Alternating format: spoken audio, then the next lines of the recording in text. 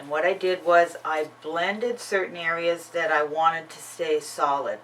I'm now going to show you how I'm going to blend this other remaining background, and then I'm going to use salt to get some really interesting texture on there.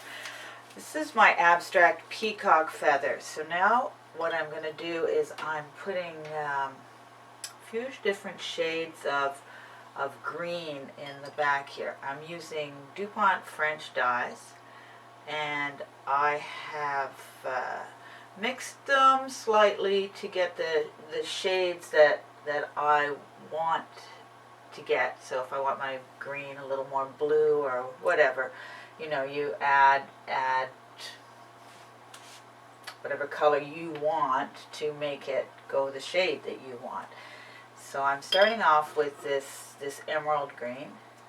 I'm going to then use a deeper shade of green because I want to get them blending into, I want a whole bunch of color in here is what I want. And so here we go. I like to blend from my dark color into my lighter colors. I just find I get a smoother edge to the blending. So here you, with silk painting, you only get one chance. You don't get to go over.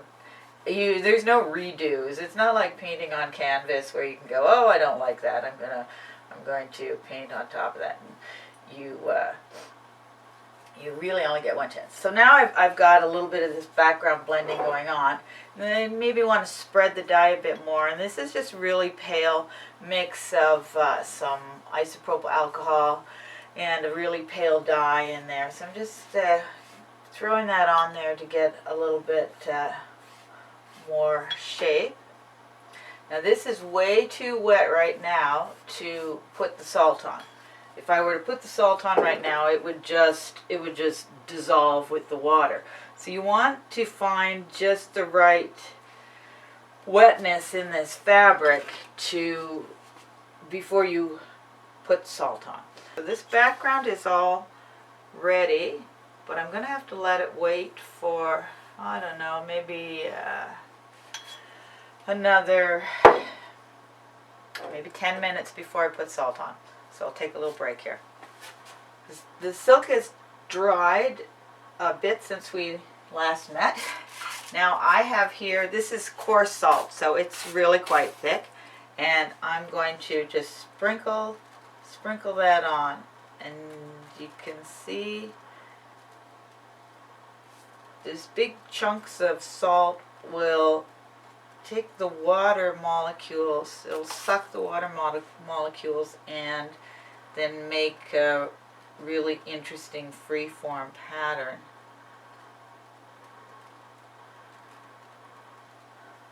You can see it's still a bit wet right in the middle here, and the salt is almost dissolving.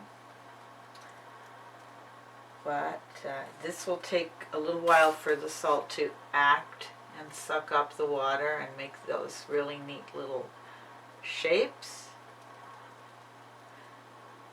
This coarse salt makes for big shapes. You can also use, this is just fine iodized salt. So you can see it's just like little tiny. And whichever salt you use will give you different patterns. Now the reason that I have painted the black areas and the blue areas first and let them dry is I don't want the salt to do anything to that part of my artwork. So it's a two-step here, and it can be fun.